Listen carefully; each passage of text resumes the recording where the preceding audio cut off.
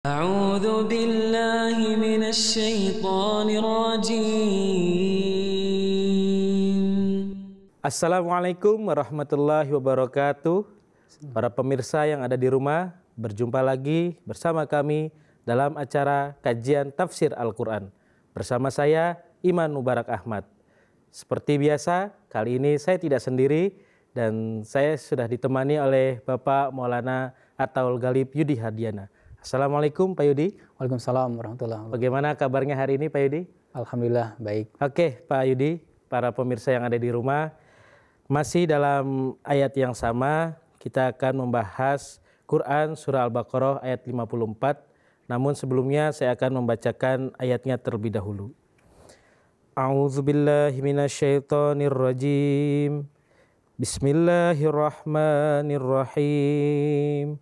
Wa idh atayna Musal kitaba wal furqana la'allakum tahtadun. Artinya, dan ingatlah ketika kami memberikan Alkitab dan Furqan kepada Musa supaya kamu mendapat petunjuk. Para pemirsa yang ada di rumah, pada episode sebelumnya kita sudah bersama-sama membahas berkenaan dengan Nabi Musa alaihissalam. Ada tuduhan di luar sana yang menyatakan bahwa Nabi Musa alaihissalam ini bukanlah seorang Bani Israel, melainkan seorang keturunan dari Mesir. Dan itu dijelaskan dalam 6 bukti. Yang sudah dijelaskan di episode sebelumnya adalah baru 2 bukti. Dan juga sudah ada bantahan atau jawaban dari Hazrat Muslim Maud radhiyallahu anhu sendiri. Yang mana pada episode sebelumnya dibahas bahwa menurut para peneliti di luar sana, mereka menyatakan Nabi Musa alaihissalam bukan dari kalangan Bani Israel. Itu terbukti dari nama beliau yang merupakan serapan dari bahasa di Mesir itu sendiri. Tetapi Hazrat Muslim Maud radhiyallahu anhu menjelaskan bahwa nama Musa alaihissalam ini sendiri juga terdapat dalam bahasa Ibrani. Dan beliau menyatakan bahwa memang benar Nabi Musa alaihissalam ini adalah seorang Bani Israel dan bukan keturunan dari orang-orang Mesir. Kemudian tuduhan yang kedua adalah berkenaan dengan ajaran tauhid yang dibawa oleh Nabi Musa alaihissalam. Mereka menuduh bahwa Nabi Musa alaihissalam mengajarkan ajaran tauhid ini merupakan ajaran dari Raja Amenhotep keempat. Tetapi Hazrat Muslim Maud radhiyallahu anhu menjelaskan bahwa seorang nabi ataupun para nabi lainnya itu pasti membawa ajaran tauhid, dan ajaran tauhid ini kalaupun memang merupakan ajaran dari raja-raja yang lain ataupun dari bangsa yang lain, nah itu bukanlah satu monopoli dari bangsa itu sendiri, melainkan siapa saja boleh menyatakan atau mengimani bahwa Tuhan itu Maha Esa. Tetapi yang perlu difahami bahwa memang Nabi Musa alaihissalam ini adalah seorang nabi yang mengajarkan ajaran tauhid. Nah ini kita akan melanjutkan poin-poin ketiga sampai ke-6 Pak Yudi berkaitan dengan tuduhan dari orang-orang di luar sana bahwa Nabi Musa alaihissalam ini bukan merupakan seorang Bani Israel, melainkan seorang keturunan Mesir. Nah saya pernah membaca bahwa Nabi Musa alaihissalam ini karena di dalam ajaran beliau terdapat khitan, kemudian para peneliti tersebut menyatakan khitan ini sebenarnya bukan ajaran asli dari Nabi Musa alaihissalam atau ajaran dari Taurat, melainkan adalah ajaran dari budaya orang-orang Mesir itu sendiri. Nah, yang saya ingin tanyakan bagaimana pandangan dari Hazrat Muslim Maud radhiyallahu anhu terkait ajaran khitan yang diajarkan oleh Nabi Musa alaihissalam. Apakah betul Nabi Musa alaihissalam itu meniru dari budaya atau tradisi orang-orang Mesir berkenaan dengan khitan, ataukah memang Nabi Musa alaihissalam adalah sebagai pelopor dari ajaran berkenaan dengan khitan ini sendiri? Silakan Pak Yudi. Baik, jazakumullah Pak Iman. Argumentasi ketiga yang disampaikan oleh para peneliti untuk membuktikan menurut mereka Nabi Musa alaihissalam itu keturunan Mesir, sebagaimana tadi sudah disampaikan oleh Pak Iman. Jadi karena tradisi khitan ini menurut mereka adalah tradisi orang-orang Mesir. Kemudian Nabi Musa alaihissalatu wassalam, beliau mengajarkan khitan ini kepada orang-orang Bani Israel. Nah, maka asumsinya menurut mereka Nabi Musa alaihissalatu wassalam itu adalah keturunan Mesir, karena budaya atau tradisi khitan beliau itu adalah berasal dari kebiasaan atau tradisi orang-orang Mesir. Jawaban Huzur kedua, beliau di sini menyampaikan cara pendalilan atau cara berargumentasi bahwa karena Nabi Musa alaihissalatu wassalam mengajarkan khitan, lalu kemudian Nabi Musa alaihissalatu wassalam otomatis menjadi keturunan Mesir, itu adalah cara berargumentasi yang keliru. Karena apa? Karena kenapa hanya ditutup satu kemungkinan itu? Kenapa tidak ada kemungkinan lain? Ada kemungkinan lain yang masih bisa terbuka. Apa itu? Nah, Huzur kedua menyampaikan bahwa sebagaimana di episode sebelumnya kita telah bahas, orang-orang Bani Israel termasuk Nabi Musa alaihissalatu wassalam ini, beliau tinggal di wilayah Mesir, memang masuk ke wilayah Mesir. Nah, kenapa tidak ada kemungkinan lain bahwa Nabi Musa alaihissalatu wassalam ini memang terpengaruh oleh budaya orang-orang Mesir, sehingga beliau walaupun seorang Bani Israel mengikuti budaya Mesir tersebut. Nah, itu kan tidak berarti secara otomatis beliau adalah orang Mesir, gitu kan. Beliau sebagai seorang Bani Israel karena tinggal di wilayah Mesir, lalu kemudian mengikuti tradisi yang berlaku di Mesir. Nah, ini juga ada kemungkinan ini, gitu. Jadi kenapa harus ditutup kemungkinannya bahwa karena beliau mengikuti tradisi Mesir maka beliau orang Mesir, gitu kan. Nah, padahal ada kemungkinan ini. Jadi cara berargumentasi itu ada kelemahannya. Itu yang Huzur sampaikan. Nah, kemudian berikutnya di sini Huzur kedua menyampaikan bahwa salah juga jika beranggapan bahwa kebiasaan atau tradisi khitan ini adalah kebiasaan orang-orang Mesir saja. Nah, ini juga salah. Kenapa salah? Nah, Huzur memberikan penjelasan bahwa tradisi khitan ini bukan hanya tradisi orang-orang Mesir saja. Nah, di dalam Bible, di dalam Alkitab juga disebutkan bahwa ratusan tahun sebelum Nabi Musa alaihissalatu wassalam, Nabi Ibrahim alaihissalatu wassalam, beliau pun telah melaksanakan atau melakukan kebiasaan khitan ini untuk diri beliau sendiri, kemudian untuk putra beliau Ismail dan Ishak, Nabi Ismail alaihissalatu wassalam dan Nabi Ishak alaihissalatu wassalam. Nah, jadi ini ada keterangan di dalam Bible bahwa sebetulnya tradisi khitan itu berasal dari Nabi Ibrahim, sudah berjalan sejak zaman Nabi Ibrahim alaihissalatu wassalam. Nah, kemudian Huzur kedua, beliau lebih lanjut di mungkin satu poin lagi di sini disampaikan, itu di kalangan orang-orang Bani Israel. Nah, di kalangan orang-orang Arab pun tradisi khitan ini berjalan, gitu kan, ada. Nah, mereka tidak mengikuti sejarah Bani Israel, gitu, tidak menginduk kepada Bani Israel dan juga tidak mengikuti kepada Nabi Musa alaihissalatu wassalam, tetapi mendasarkan tradisi khitan yang berjalan di orang-orang Arab itu adalah dari Nabi Ismail alaihissalatu wassalam, dan Nabi Ismail alaihissalatu wassalam itu adalah putra dari Nabi Ibrahim alaihissalatu wassalam. Nah, jadi dari fakta-fakta ini Huzur menyimpulkan bahwa sebetulnya tradisi khitan itu bukan hanya tradisi orang-orang Mesir, justru ini sudah berjalan sejak zaman Nabi Ibrahim alaihissalatu wassalam. Nah, jadi ini yang dijelaskan oleh Huzur terkait dengan ini. Oh, ini sangat menarik ya pembahasan berkenaan dengan khitan. Jadi memang pandangan para peneliti di luar sana sudah sangat jelas mereka keliru ya dalam menjelaskan berkenaan dengan ajaran khitan yang dibawa oleh Nabi Musa alaihissalam.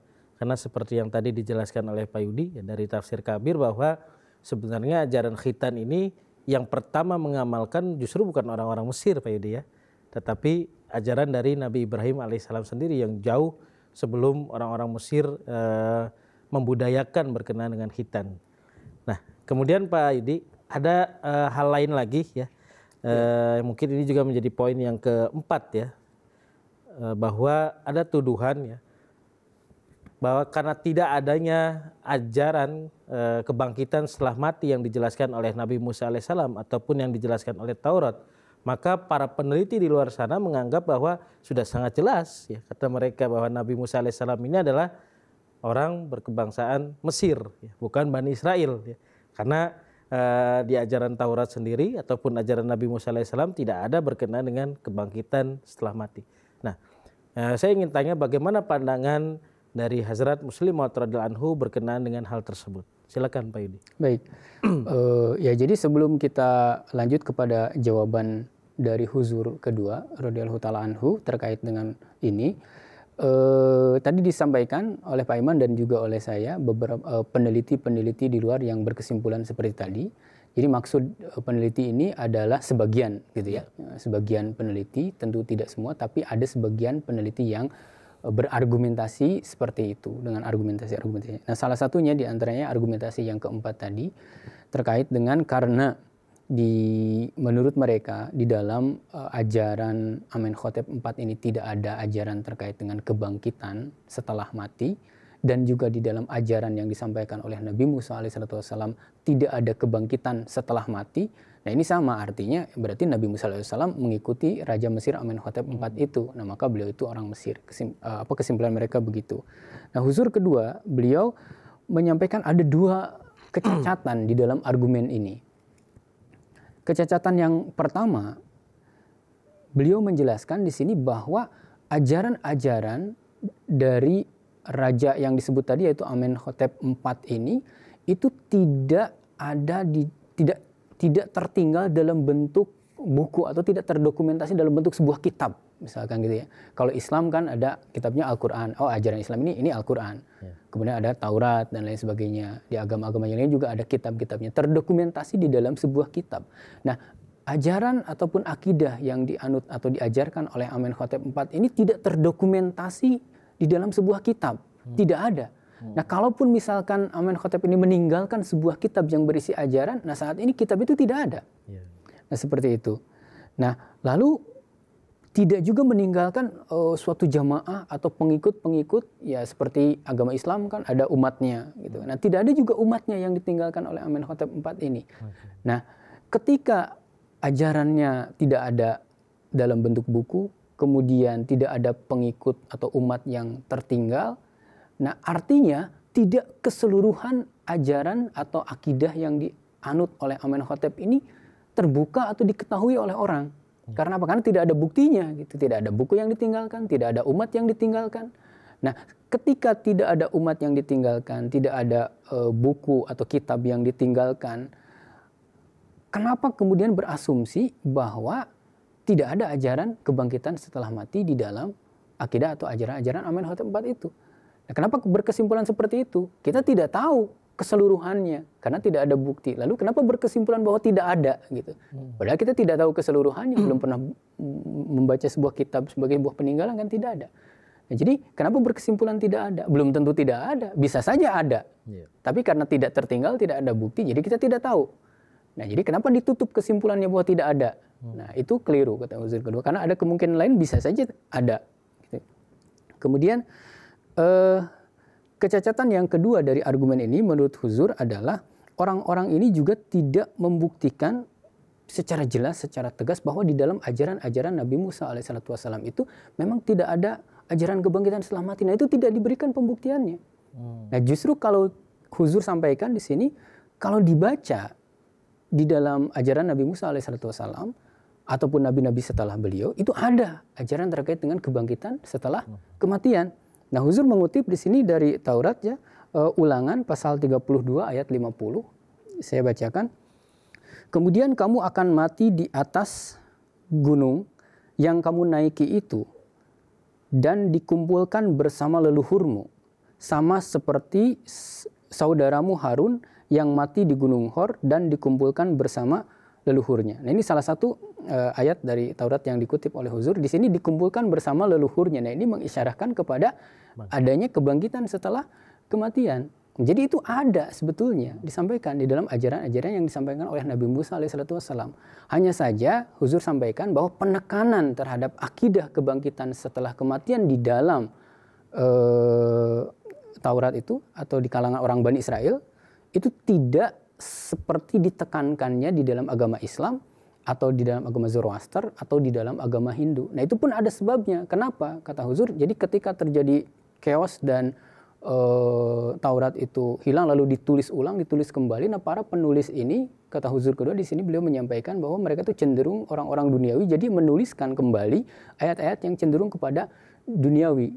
Nah, ada ayat-ayat yang terkait dengan akhirat yang tertinggal. Nah, salah satunya diantaranya adalah terkait dengan kebangkitan setelah kematian. Tapi itu ada, kata Huzur kedua. Nah, ini jawaban yang beliau sampaikan. Oke, jadi sudah sangat jelas ya bagaimana Hazrat Muslim Maud radhiyallahu anhu ini berpandangan ya, tuduhan ya, ataupun orang-orang yang menuduh Nabi Musa alaihissalam ini mengikuti ajaran dari orang-orang Mesir dan mereka mencoba membuktikan bahwa Nabi Musa alaihissalam sendiri adalah keturunan Mesir ya, karena tadi tidak adanya ajaran kebangkitan setelah kematian di dalam Taurat ataupun dalam ajaran Nabi Musa alaihissalam, itu sudah dibantah langsung oleh Hazrat Muslim Maud radhiyallahu anhu ya Pak Yudi.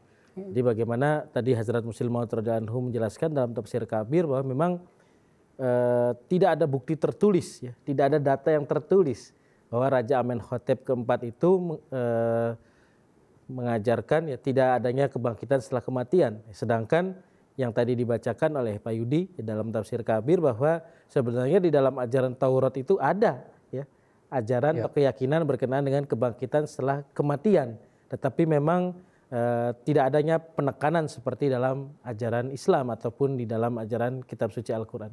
Nah, ini juga menjadi satu pembahasan yang sangat menarik ya.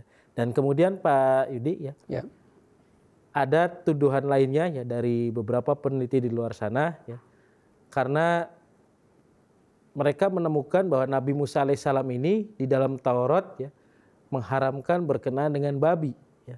Nah, mereka menyimpulkan bahwa ajaran ini sebenarnya menjiplak ya atau mengikuti budaya dari orang-orang Mesir, karena orang-orang Mesir di sana mereka juga sama ya, tidak menyukai berkenaan dengan babi. Nah, bagaimana pandangan dari Hazrat Muslim Maud radhiyallahu anhu berkenaan dengan hal tersebut? Nah, silakan Pak Yudi. Baik, ya.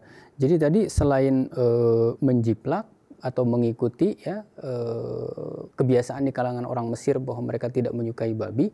Nah, selanjutnya sampai pada sebuah kesimpulan mereka ini, yaitu para beberapa atau sebagian peneliti ini, karena menjiplak atau mengikuti kebiasaan orang-orang Mesir yang tidak suka terhadap babi, maka beliau pun otomatis itu orang Mesir, kan gitu kesimpulan dari mereka. Nah, Huzur sampaikan bahwa ini juga kesimpulan yang tidak tepat juga gitu ya. Menganggap atau berasumsi atau berkesimpulan bahwa Nabi Musa alaihissalam adalah orang Mesir hanya karena beliau mengajarkan ketidaksukaan terhadap babi atau keharaman babi, karena itu menjiplak Mesir, itu tidak benar. Huzur menyampaikan. Nah, kemudian sejauh terkait dengan orang-orang Mesir yang Huzur ketahui kebiasaan ataupun ajaran mereka, itu bukan diharamkannya babi, tetapi Huzur sampaikan di sini orang-orang Mesir itu tidak terlalu banyak memanfaatkan atau menggunakan daging babi. Nah, seperti itu. Jadi bukan haram gitu kan. Nah, apa indikasinya atau apa buktinya? Nah, Huzur di sini beliau menyampaikan bahwa dalam Ensiklopedia Biblika jilid keempat, kemudian poin 4825, nah di sini disebutkan bahwa babi pun di beberapa tempat di Mesir itu juga dipelihara, seperti itu. Jadi bukan haram di kalangan orang-orang Mesir itu, tetapi mereka tidak terlalu banyak memanfaatkan. Karena apa? Karena tadi berdasarkan bukti dari Ensiklopedia Biblika tadi, di beberapa tempat di Mesir itu ya babi juga ada gitu dipelihara, hanya memang mereka kurang memanfaatkan itu. Jadi mengharamkan babi bukan mengikuti orang-orang Mesir, karena mereka juga tidak mengharamkan, hanya kurang memanfaatkan.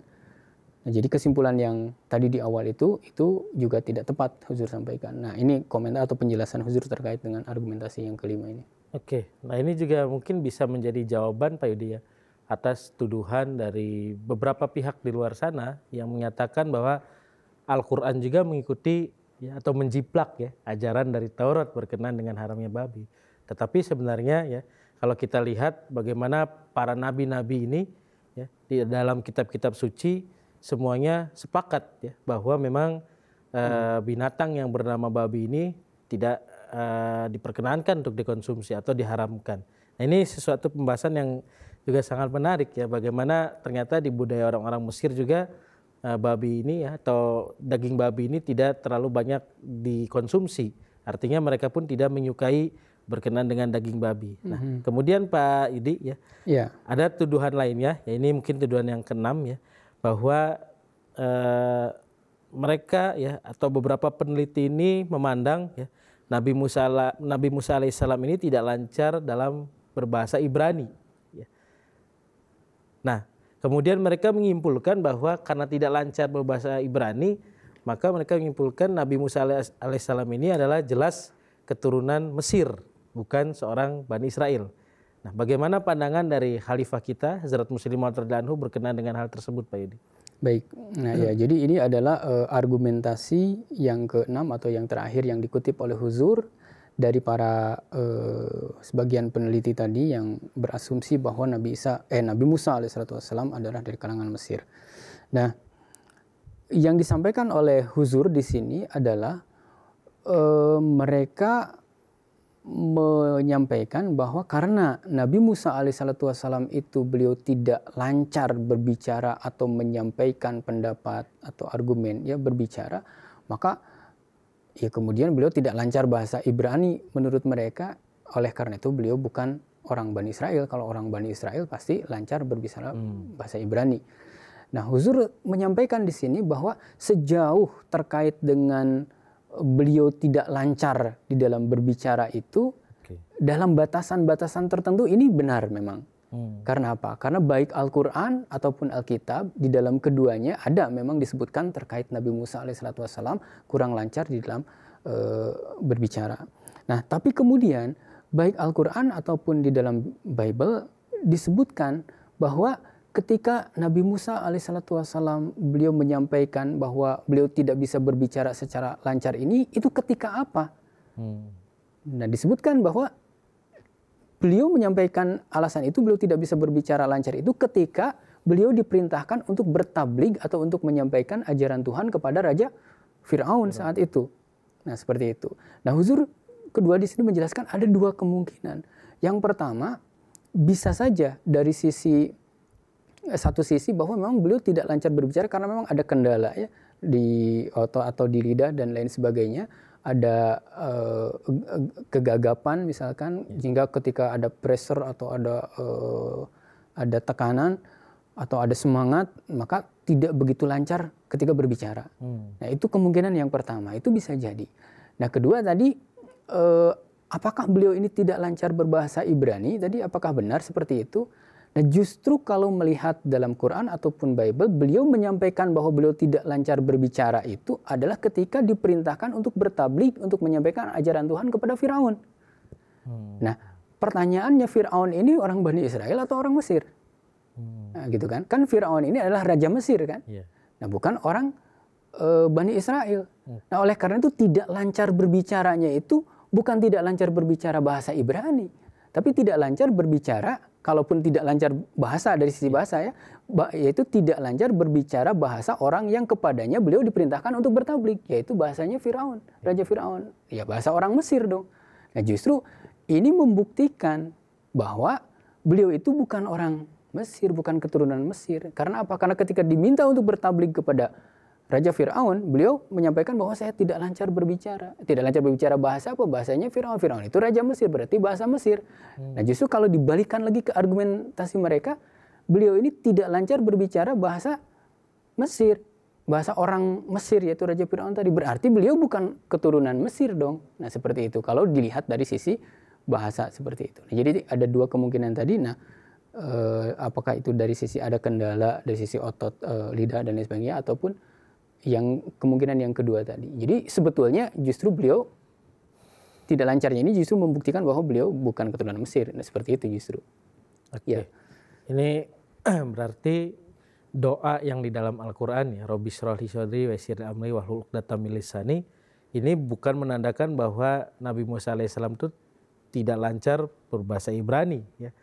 Tetapi memang seperti yang dijelaskan oleh Khalifah kita Hazrat Muslim Maud radhiyallahu anhu, bahwa memang karena Nabi Musa alaihissalam ini seorang bangsa Bani Israel, ya, kemudian beliau juga biasa sehari-hari berbahasa Ibrani, tetapi beliau alaihissalam mendapatkan tugas berdakwah atau bertablik ke Raja Fir'aun yang merupakan berkebangsaan Mesir, sehingga Nabi Musa alaihissalam ini ya tidak lancar berbahasa itu dikarenakan beliau harus menyampaikan tablik atau dakwah dalam bahasanya Fir'aun, ya begitu Pak Yudi ya.